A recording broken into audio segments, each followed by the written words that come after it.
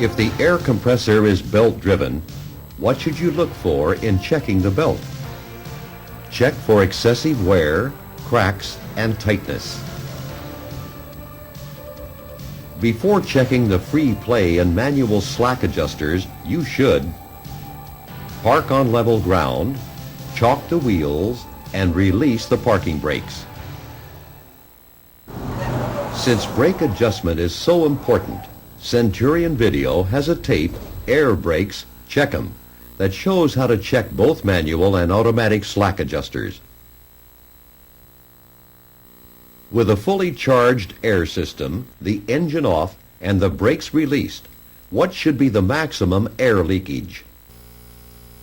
For a combination vehicle or bus air brake system, 3 pounds per square inch in 1 minute, or for a single vehicle, 2 pounds per square inch in 1 minute. Then, applying 90 pounds per square inch, what is the maximum air loss after the initial air pressure drop? For single vehicles, 3 pounds per square inch in 1 minute, and for combination vehicles, 4 pounds per square inch in 1 minute. To check the air compressor governor cut-in and cut-out pressures, you pump the brakes while running the engine at a fast idle. When should the air governor cut out the air compressor? At about the manufacturer's specified air pressure.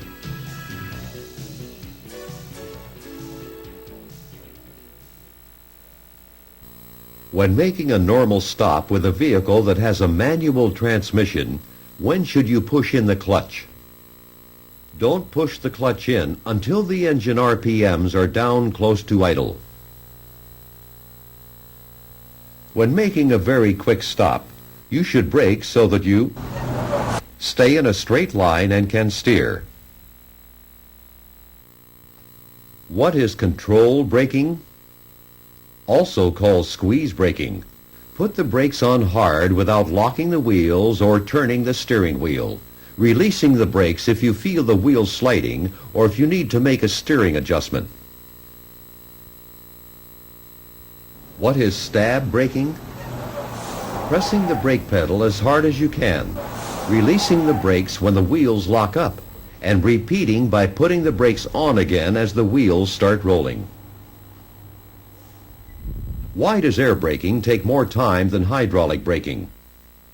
Because it takes time for the air to flow through the lines to the brakes. What is this delay, which can be up to a half a second, called? Brake lag.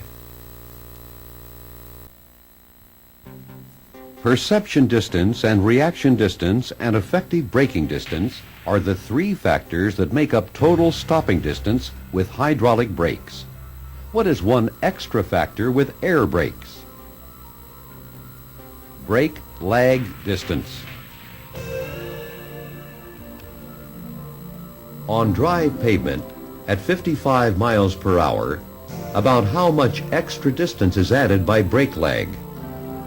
About 32 feet. What causes brake fade? Heat in the brakes as the drums heat and expand. How should brakes be used when driving down long grades? Shift into a low gear before the descent and go slow enough with a light, steady use of the brakes. The fanning of brakes is not recommended for long downgrades because the short time off the brakes does not allow them time to cool. What is likely to happen when brakes have not been properly adjusted before going down steep grades? The system is likely to become unbalanced, with some brakes doing more work than others, heating up and losing stopping power.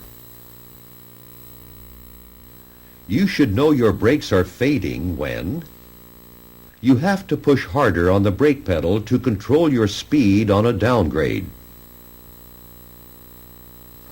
The first thing to do when a low air pressure warning comes on is stop and park safely as soon as possible.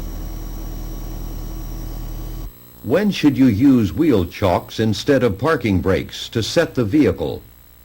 When your brakes are very hot or are very wet in freezing temperatures.